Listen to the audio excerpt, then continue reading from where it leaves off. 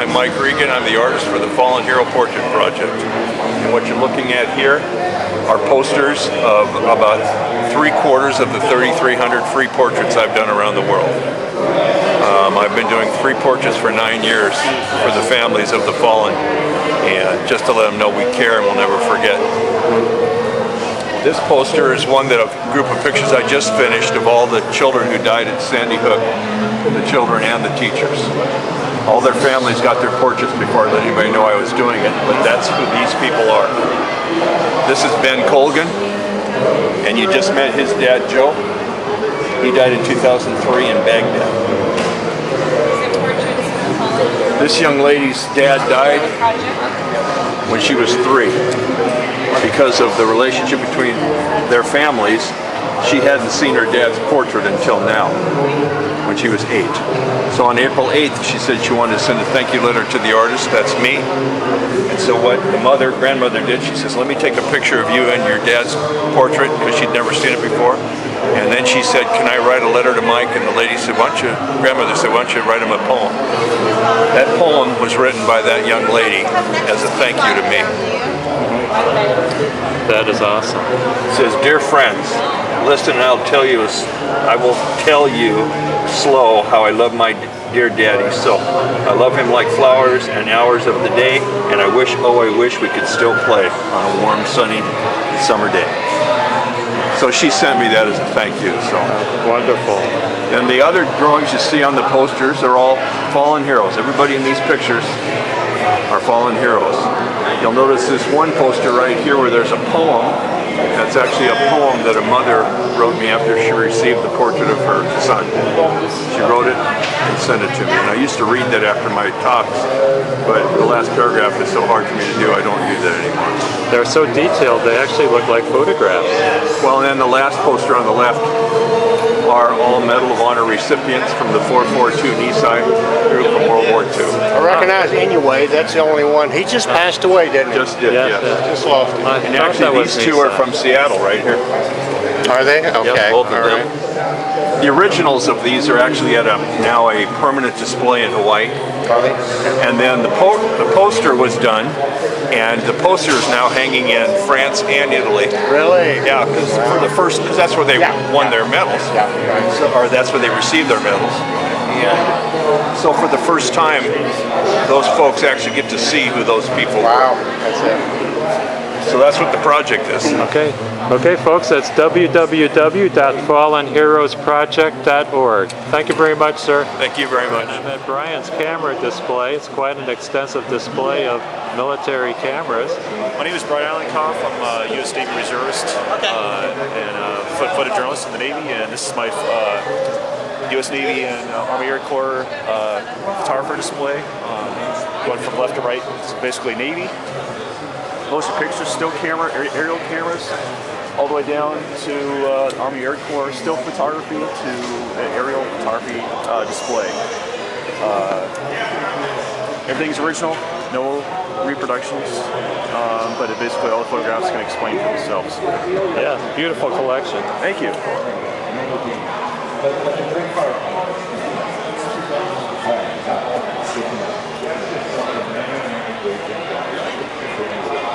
Got some backlighting here. It's going to affect the density of the light coming in.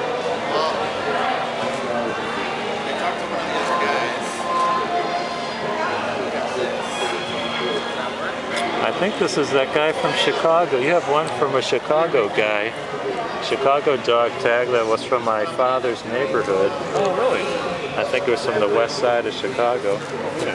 Well, that was at one of the displays from one of your other shows. Okay, just getting down here, well, this is actually a sweetheart pillow from Paine Field. Oh, that's rare. Yes. Kodak Factory magazine put up for the employees. And also various other film and movie cameras. Great, take a look at this camera. What size film is this? That is a 35mm Bill and Howell IMO with the attached 400-foot magazine. Wow, that's awesome. Thank you, Brian. I appreciate it. Thank you for Have a coming good show. Appreciate it. Thanks. Well, I'm with Jerry of the Museum of Flight, and he's going to show off the Boeing 247D, which is on display at the Historical Flight Foundation for Aviation Day. And this 247D was made in 1933, and there's only 2 left. And this is the only one that flies. Jerry was kind enough to open the door for us to let us in. The interior is not on display today, but he's going to let us peek inside. Thank you, Jerry.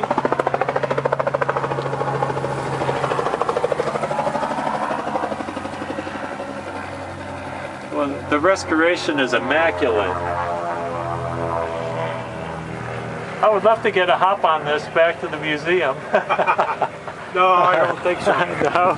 There is something that's a volunteer made these seats from scratch. Oh, that's awesome. We had one original, and he used that for a pattern, and did all the sheet metal. That's beautiful work. Oh, yeah, it's fantastic. Once he finished them, he quit. Gee, I wonder why. So we have these Wright Cyclone radial engines. And these are the Wrights of the Pratt & Whitney. They're the Pratt & Whitney. Let's walk around and take a look at the front.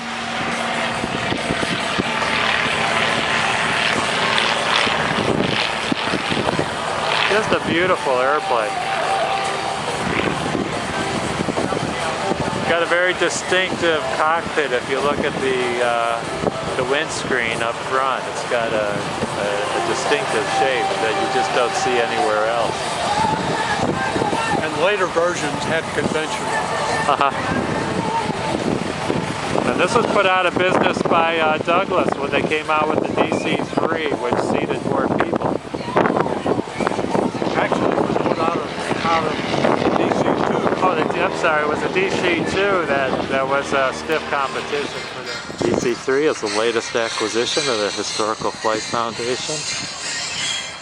Volunteers of America, Western Washington's Youth Action Team are a group of high school students who want to make a difference in their communities. They're dedicated to building character, cultivate leadership, and inspire collaborative thinking through volunteering. I'd like to thank the Youth Action Team captains present here today for their unending commitment to service this year. More than a dozen volunteers from this organization are helping here today. In fact, I'd like to give a shout out to all the volunteers that are making this great event happen. We thank you so much. Without you, well, we wouldn't be here. Simple as that. I like the uniform. Thank you very much. This is our stewardess for today's flight. How you doing today? Hi, I'm fine. How are you? I'm doing great, thanks. So this was a C-47 that was converted to a DC-3. And this was a corporate aircraft for Johnson & Johnson Pharmaceutical.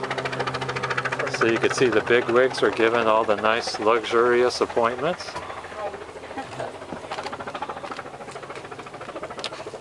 And it's a tail dragger, so you have to walk uphill to get to the flight deck.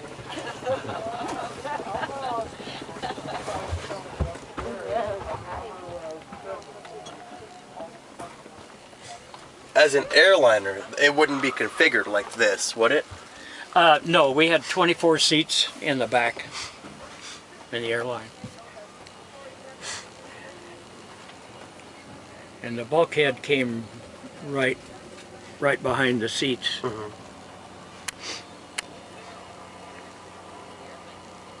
Nice restoration. Look at that IP.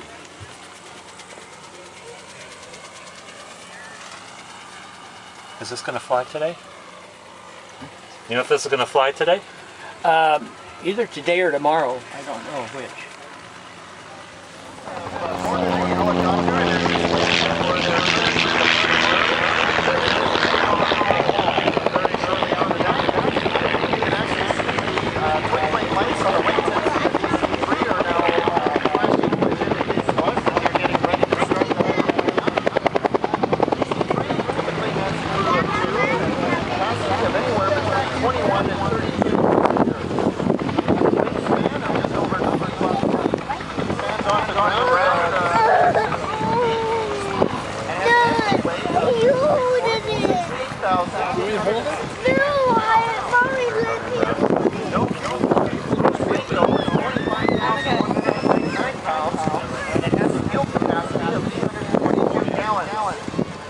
Powered by two R 1820 Cyclone 9-cylinder air-cooled radial piston engines that generate 1100 horsepower each.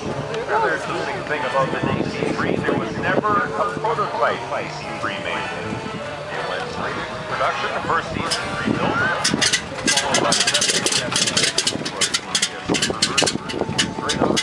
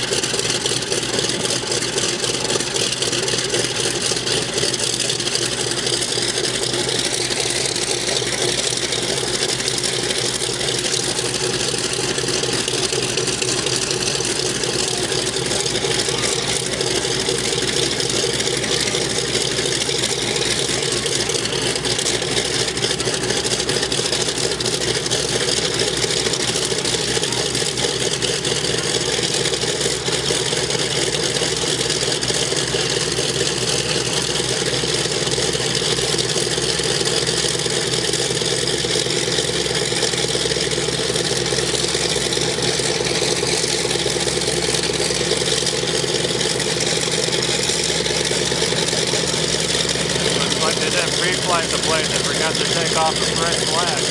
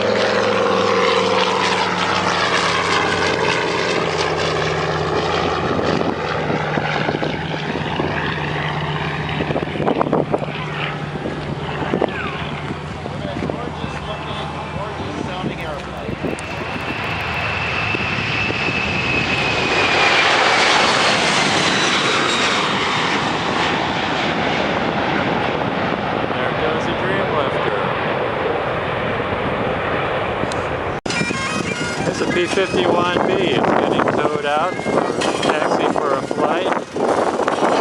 The P-51B, this was damaged in training. It was dug up out of an English field and restored.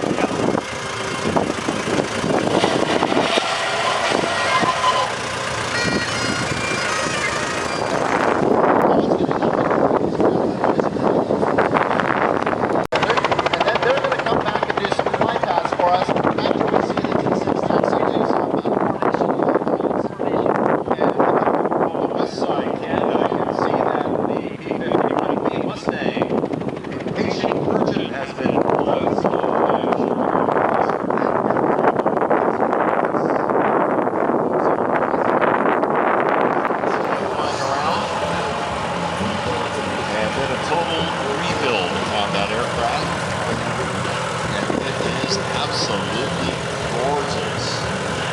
Outside, colors of Pan American Airways. Inside. There's a Spitfire. Executive aircraft. Put it right there.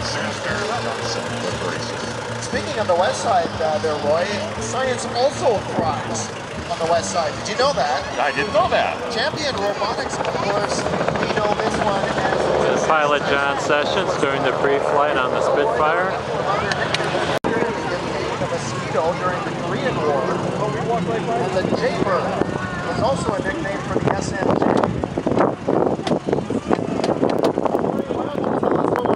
Next year at the Paine Aviation Day.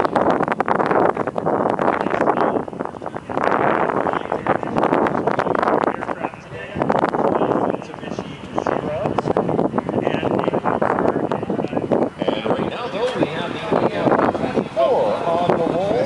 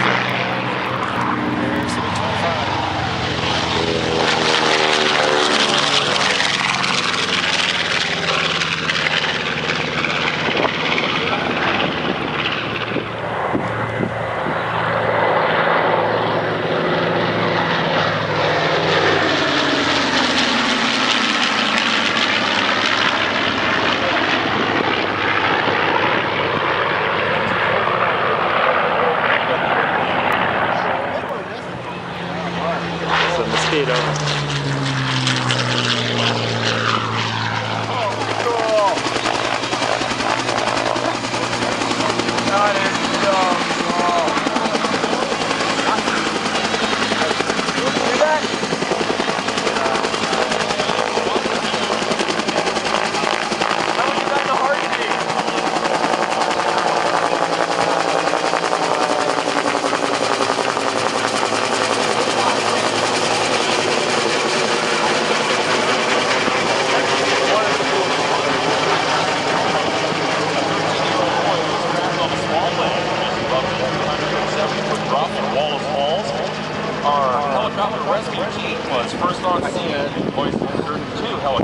On behalf of General Aviation Paine Field Day, as well as Historic Flight Foundation, welcome to the talk by Lieutenant Colonel Ed Saylor. I have the honor of flying the B-25 here, but as great a thrill as it is for me, I didn't have to launch off an aircraft carrier. I didn't have to fly over the water at basically sea level for 600 miles, bomb Tokyo, and then bail out over Japan. This is what Lieutenant Colonel Ed Saylor did, and as he'll share with you, he was plenty busy on the aircraft carrier, on the USS Hornet, even prior to going up in the raid. And Lieutenant Colonel Saylor was the engineer gunner on number 15 of the 16 airplanes and 80 crew members that bombed Japan. Keep in mind, this took place April 18th, so essentially 4 months after Pearl Harbor. It's pretty amazing. So I'm told that the military displays have quite a bit more on the Doolittle raid. It was the first offensive action in the Pacific against the Japanese that was launched by the United States. So without further ado, Lieutenant Colonel Ed Saylor.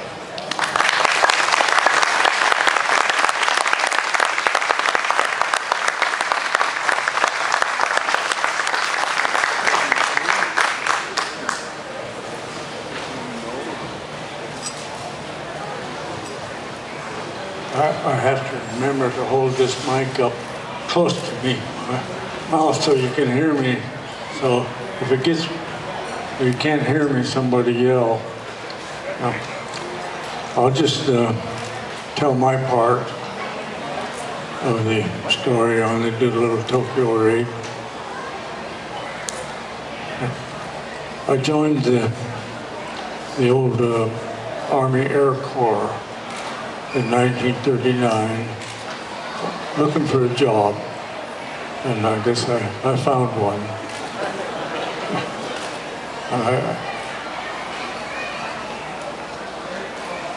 I was a crew chief on one of the airplanes and also a flight engineer. I flew everywhere the airplane went and done all the maintenance on it. So we wound up in Florida during our training for short field takeoffs, trying to get airborne in 500 feet. We did that sometimes.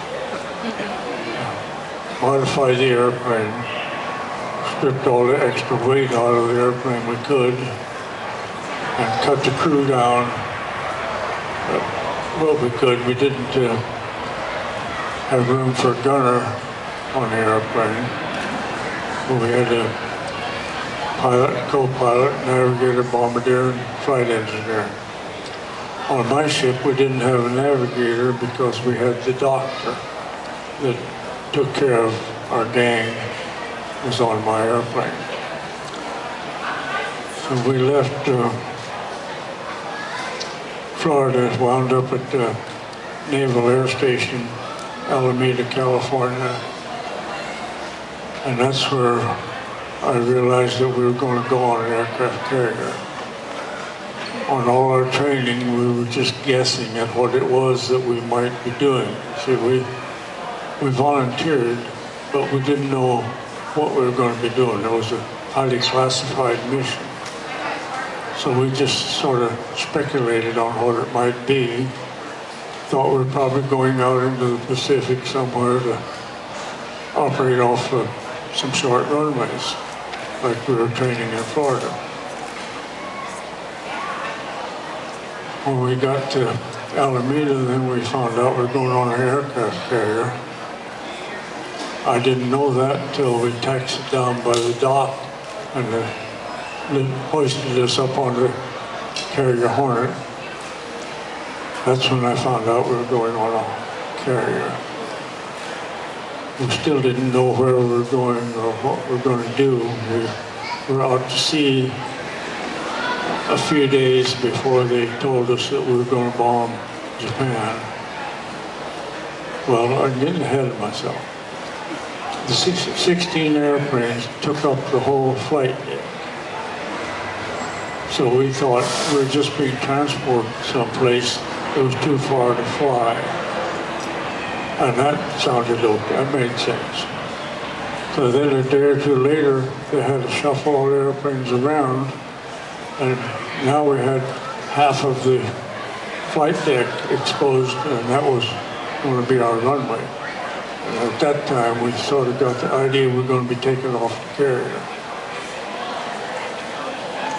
So the trip went well. We were heading out across the Pacific, and partway across, I ran into a problem on my airplane. I had to take one of the engines off. Developed a problem that had to be fixed, and I had to take the engine apart to fix it with some gears way down in the guts of the engine that we had to look at. So the general wanted to know if I could fix it. And I knew that if I couldn't, it was going to be pushed over the side. So I said I probably could fix it. And that wasn't exactly true. I didn't even know how I was going to get the engine off the airplane. But I didn't want it to be pushed over the side. Anyway, the Navy came through. They set up some timbers in a tripod with a chain hoist, and we got the engine off the airplane, which was pretty tricky on the flight deck of a carrier. They asked me if the Navy helped. I said, well, they done what they could, but they couldn't hold the carrier still for me.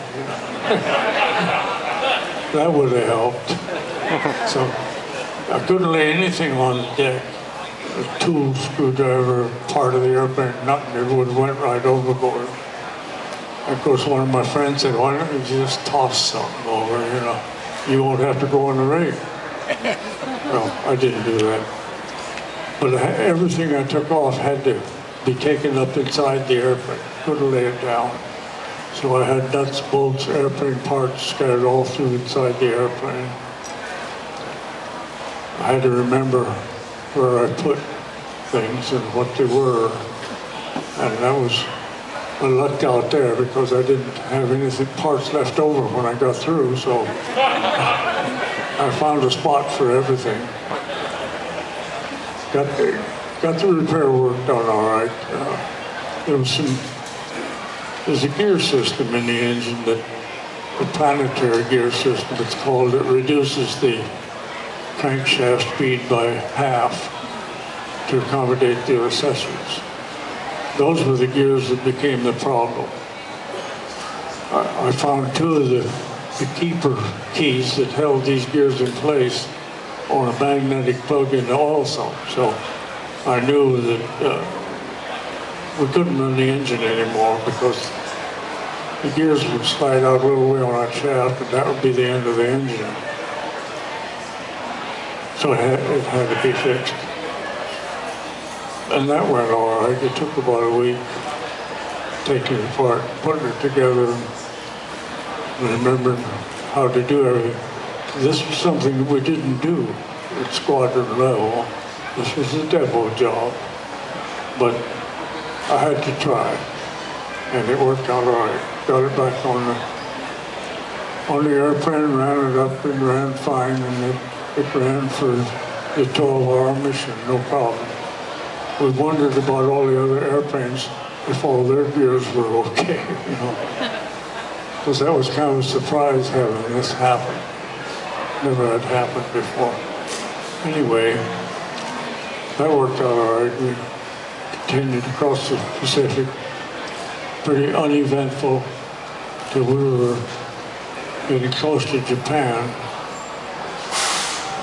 We intended to get within 400 miles of Tokyo so that we could bomb. The plan was to bomb at night, at dusk, bomb during the night, and land in China at a base that had some fuel we could refuel. But we were spotted by a Japanese ship. I was told it was 800 miles from Tokyo, which would have been an extra 400 miles. That 400 has been quoted at anything from 200 to 400, depending on who's telling the story. But we were told 400 miles at the time, which meant we did not have enough gas to get where we were going. So it was an unsettled feeling I had about that time because we didn't know how everything was going to go. Our original plan made sense and it could well have worked, but of course we didn't get to use it. So we took off and we had no navigation facilities. The only navigation thing we had was a small magnetic compass. Most of the airplanes had a navigator, but we didn't. We left the navigator off to make room for the doctor. So the pilot had to navigate with a little magnetic compass. Anyway, that worked. And we bombed Kobe, town of Kobe. Actually, we bombed 5 different cities in Japan. When we approached coast of Japan, there was a lot of Navy ships out there, battleships, cruisers, whatever. They were all out there. But so I expected to get shot down. They were flying right over the battleships. And nobody paid any attention to us. So we just went on. And nobody ever fired a shot at us at that point. The reason was that the Japanese thought, number one, they thought they couldn't be hit. And they also thought they knew every airplane we had that could operate off a carrier. So we would have to get within 200 miles of Japan to make it back to the carrier. That was their big mistake. They didn't know that we had bombers on that carrier, longer range, so we were dropping our bombs while they were still talking about what to do. And that's the only thing that saved us. Because we were sitting ducks, they could have shot us down so easy if they'd been ready to do it. But that was their big mistake, and that was our good fortune that we didn't. Some of the airplanes got shot at, and there was a couple of fires in the air, but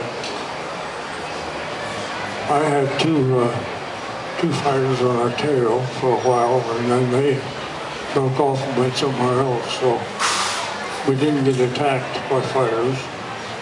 We had some anti-aircraft fire. It took a minute to realize what those black puffs of smoke were around the airplane, but I soon realized they were shooting at us.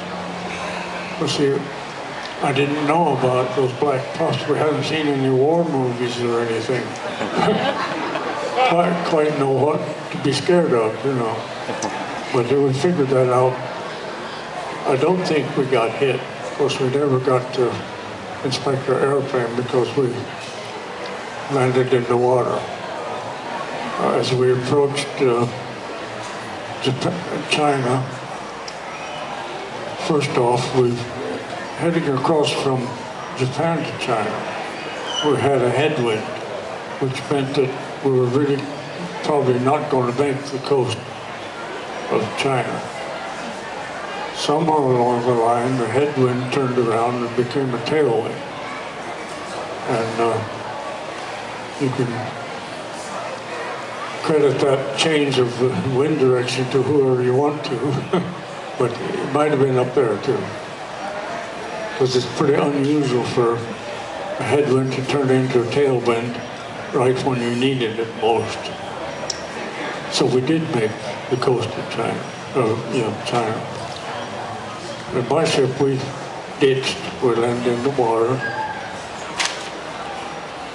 It was about 9 o'clock at night, getting dark. We were basically out of gas. We were right on the deck. It was raining, stormy, heavy clouds. We were about to run out of gas, so I had to decide between landing in the water and trying to get inland and bail up over land. We didn't know whether we had enough gas to climb up or not. We wouldn't have known if we were over land or water or landing in a Japanese camp of some kind, so we just sat down in the water, and it worked out good. Airplane skipped along the waves for a while, stayed level. We're afraid it might nosedive, which could well have happened, but it didn't. It floated for about 10 minutes. We got out of the airplane and got in our life raft. I had trouble getting out of the airplane. It was filling up with water pretty fast. Plexiglass nose broke in right away and it was filling up fast. I tried to get out the escape hatch that I was supposed to go through, and I had a coat on it. I couldn't get through the hole. So I had to stop and take my coat off and crawled out. Didn't need that.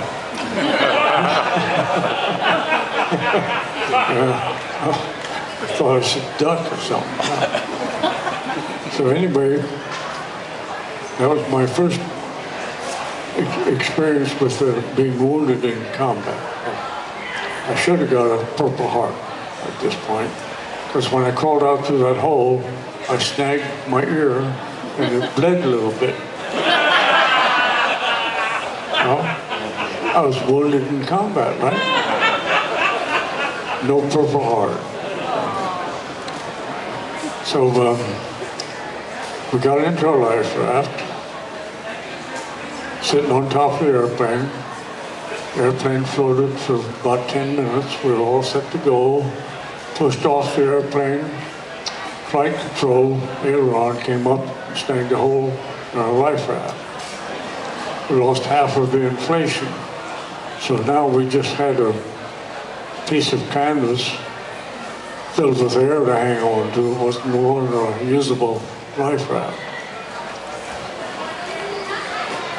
So I had a little bit of a problem because I didn't know how to swim. And it wasn't a good place to be if you couldn't swim. So I hung on to a rope that was connected to the life raft all the way to shore. We were out about a half a mile and it took over an hour, I guess, to get to shore. Tide kind of brought us in. And so we crawled out on an island. We seen some buildings, some homes around there. We started walking and came to a little pile of hay, and it was raining, we were soaking wet, so we laid down to spend the rest of the night in this haystack. And in the morning we discovered it was a pig pen. But that wouldn't have bothered us anyway. We were glad to find somewhere soft to lay down. The Chinese fishermen helped us get off this island on to another island. Thought we were going to the mainland, but turned out to be another island. On the second island, we had our first encounter with the Japanese Army, our first close call. We walked up onto a big hill, and there was a pagoda there with the old guy that was the minister. He took us inside, and through sign language and stuff we were trying to communicate, but he was trying to decide what to do about us. He had a tin can with sticks in it about as long as a chopstick. He shook this tin can till two sticks fell out. The sticks had writing on them. He read what it said on those two sticks and made up his mind what to do about us. And we were sure glad the right two sticks fell out, you know. I don't know what was on the other sticks, but the ones that fell out had what he was looking for to make up his mind on what to do about us. So we were always glad the right two sticks fell out.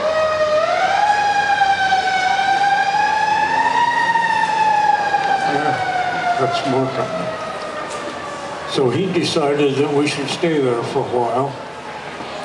He took us into a room and slid back a section of wall and put us in a cave.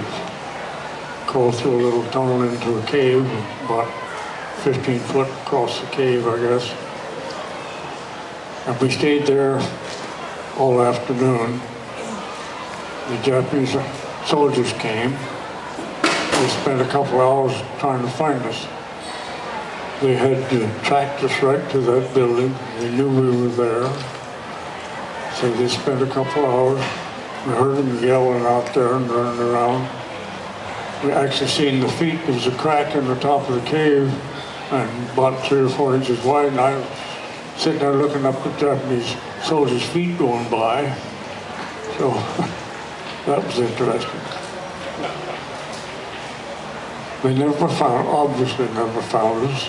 They left after a couple hours, and the old gent came and got us out of the cave and explained how come the soldiers followed us there. We had the only shoes with heels on them on that island, and our footprints gave us away. And the soldiers followed those footprints right up to this pagoda, so they knew we were there. And I'm surprised they didn't just wreck the building hunting for us, because they spent a couple of hours searching and never found us. That was our first close call. So another fisherman showed up with a boat, and he took us to the mainland. Going across between these two islands, we were stopped by the pirates. They stopped the boat and argued with the guy running the boat for a while. It was just a long rowboat, about 15, 20 feet long, propelled by a pole sticking out the back end that worked like a fishtail, and that was how we got through the water. Anyway, the pirates never boarded our little boat, so they never found us. We were laying under a tarp in the bottom of the boat. And that was, if they decided to board that boat, I guess they would have found us. So kind of another close call. So nothing more happened. We got to the mainland and started walking. Chinese people showed up, and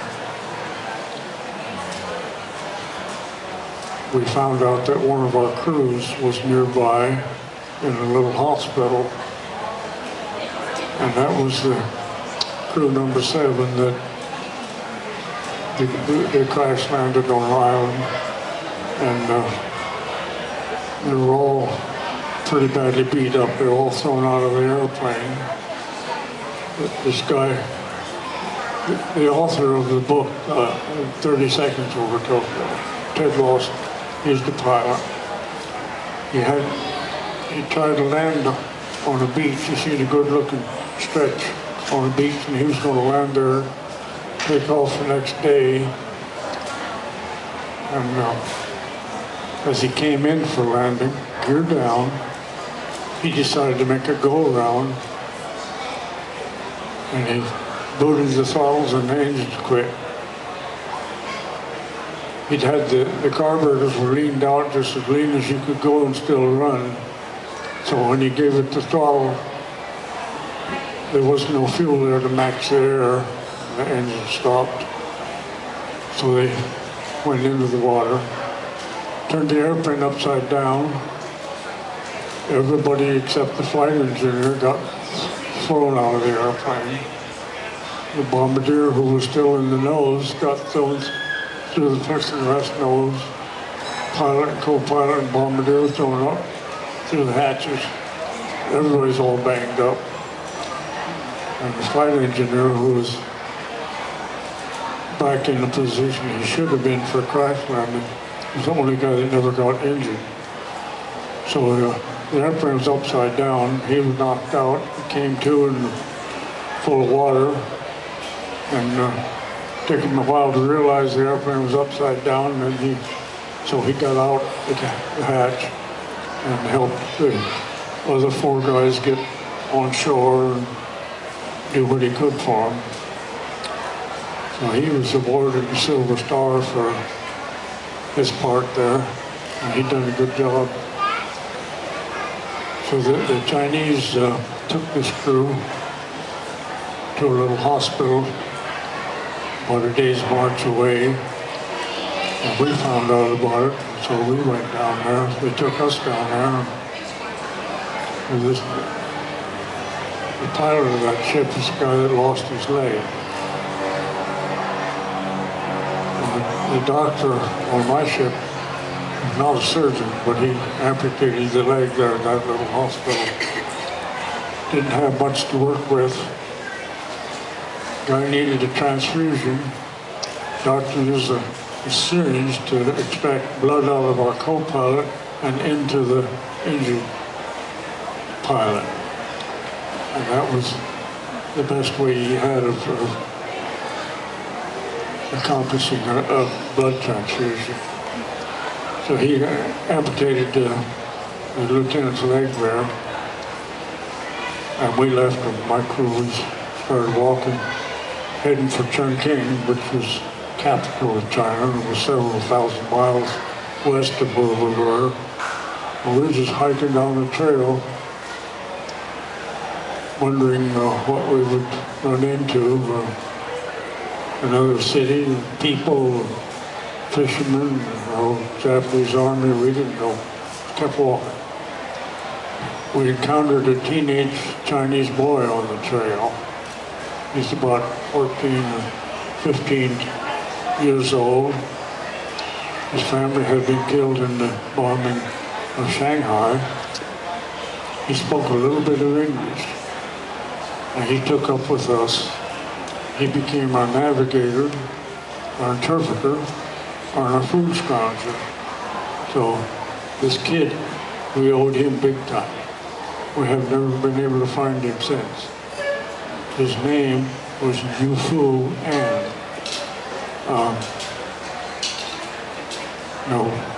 There's people still looking for him, but you can't find, never did learn what happened. We owed him big time. We tried to bring him on the airplane with us when we got picked up, but they said no civilians, so we left him standing on the runway. And a homeless teenager in the middle of the war zone, so I don't know what happened to him. Anyway, we continued walking through China. We spent over a week, I guess, getting through the area where the Japanese army was. We had another close call. We were on a bus, and we see the fighter planes were circling overhead, and we got worried about that, so we stopped the bus and ran off into some trees.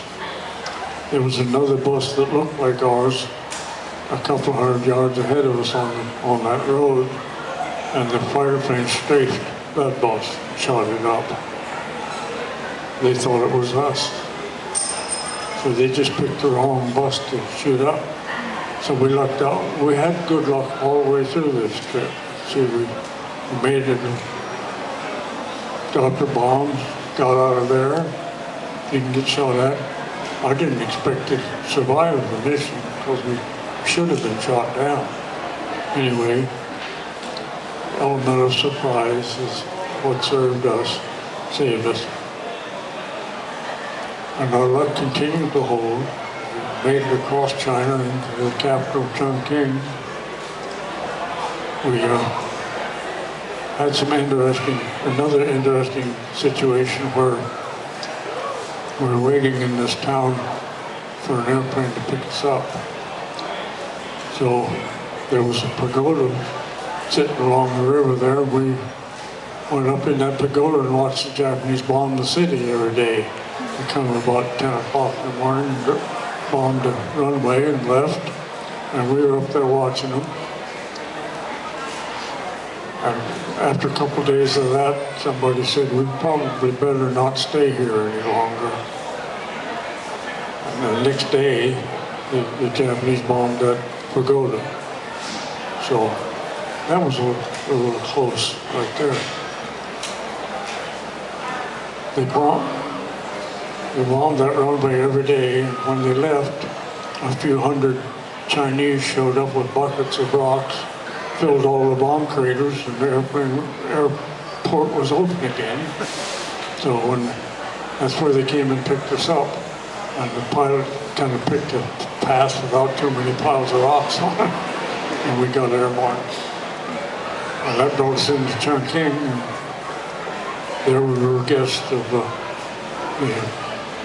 the wife of Generalissimo, Chiang Kai-shek. He was all fighting the war. So we, kind of an amazing trip, but we got away with it.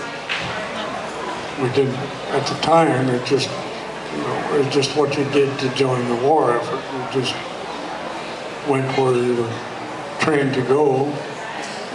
The reason I volunteered, see, I was a crew chief on the airplane. I flew every place the airplane went.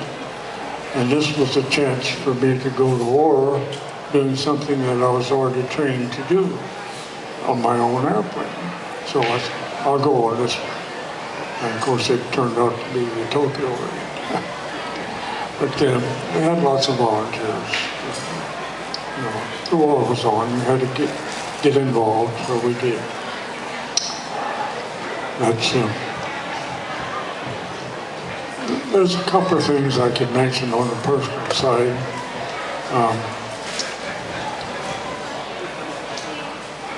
My wife went to Billings, Montana. She'd been down to visit my family. And they went to a little celebration in Billings, Montana. And one day she said to my brother and mother that was there, I've got to go to Miles City. It's 150 miles from there. Got to go to Miles City today because they're coming in on an airplane. She had no way of knowing that, or was coming in on an airplane. But she somehow felt that that was going to happen. Never figured out how she knew. And to make it more complicated, I wasn't there on the airplane that I started out on.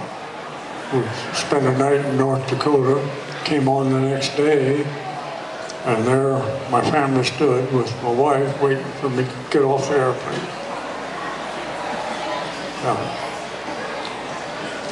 I guess she had some way felt this was good. She convinced them if they had to go make this 150-mile drive to meet that airplane, and they decided to go along with it. So that's what happened. She found out they were there to meet me.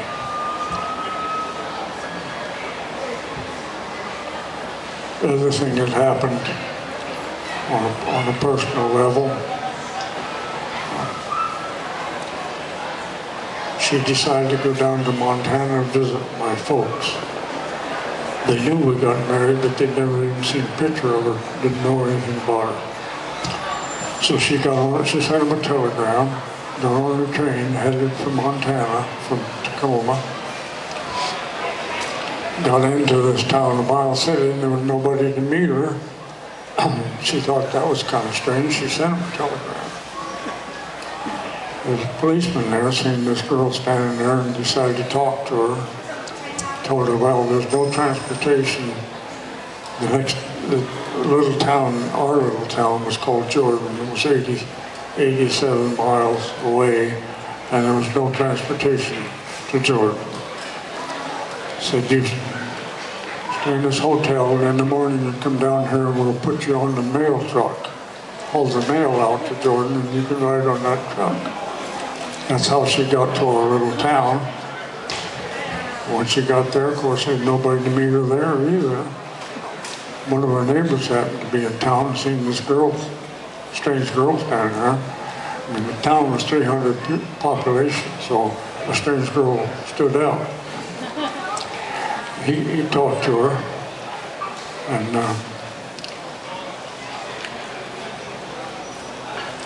found out who she was, and so one of our neighbors drove her out to the ranch, 30 miles out of town. And she was there with my family explaining who she was. The mailman came with the mail, and in the mail bag was her telegram. She beat the telegram there by 2 or 3 hours. And of course, we were quite young when we were married. This is a 17-year-old girl making her way through the countryside trying to find my family. I was 21. I was a little older. So I thought I'd tell about that. It was kind of interesting. Pretty much the end of the trip. But anybody has questions, I'd be glad to answer them. I have trouble hearing you, so. When did you get back to D.C.? 1st of July. Yeah, we got back pretty fast, considering there was no organized travel.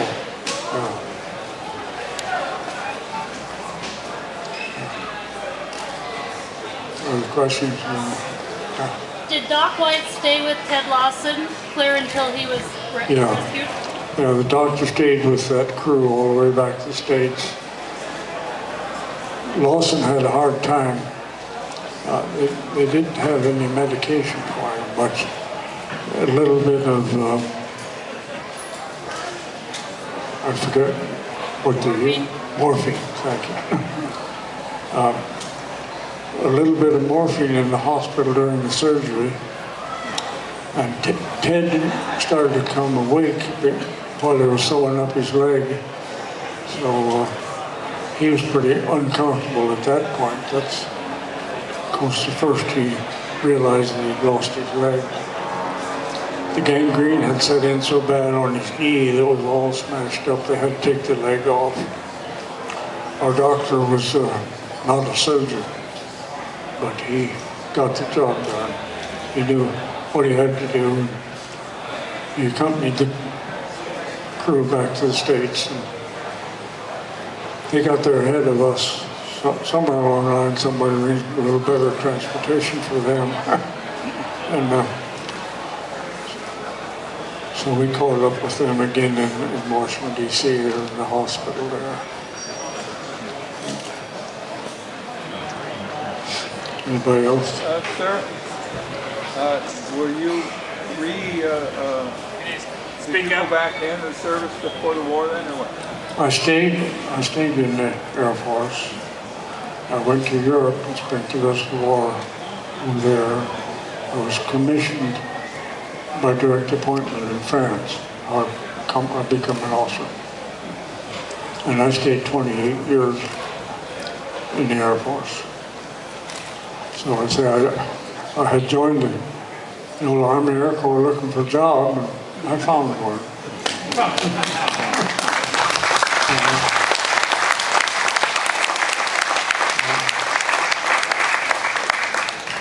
And over time, they decided that there was the mission had accomplished something.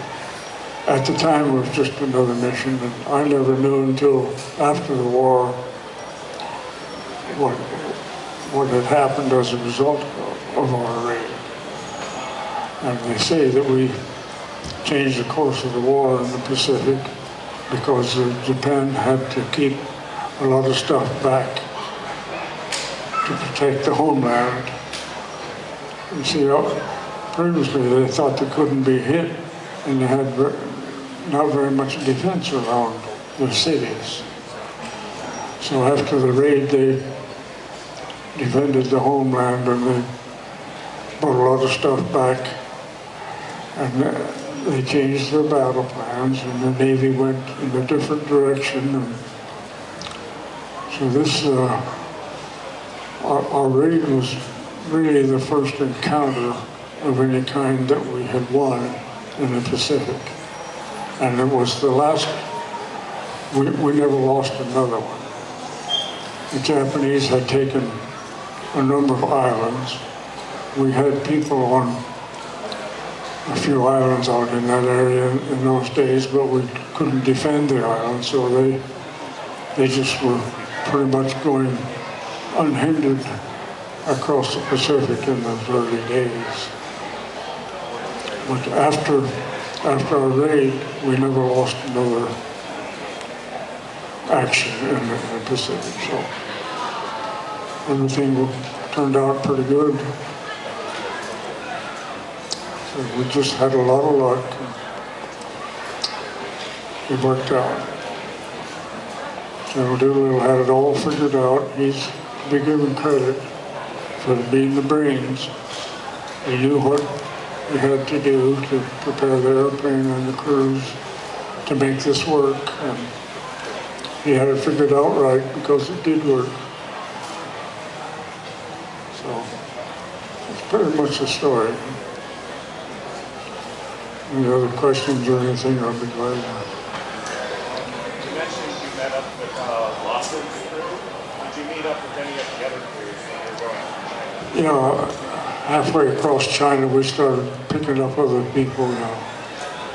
We never all got together. So we got to the capital at different times, so a lot of people had already gone by the time we got there.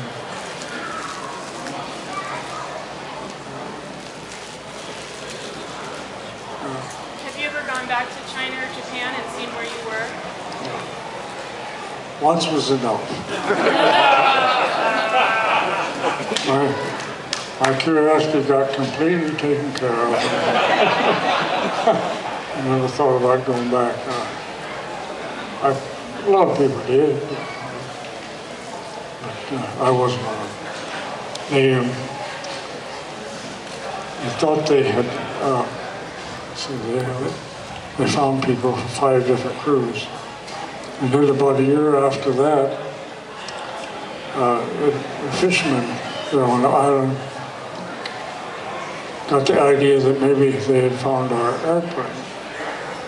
There was something down there and it could have been the airplane. So this guy, his name was Brian Moon, and he got another crew together and went over there with some divers.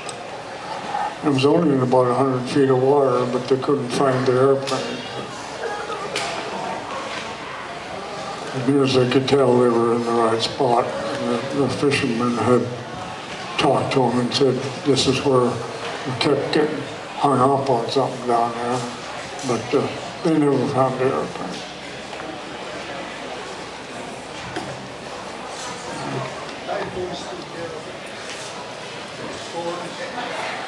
The storms, typhoons washed it away. Storms, ocean. It was, the water was pretty rough. when we landed. It didn't bother the airplane. The airplane done really good.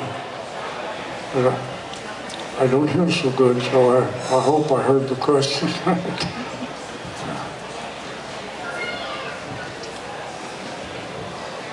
Up to you. Get out of your chair.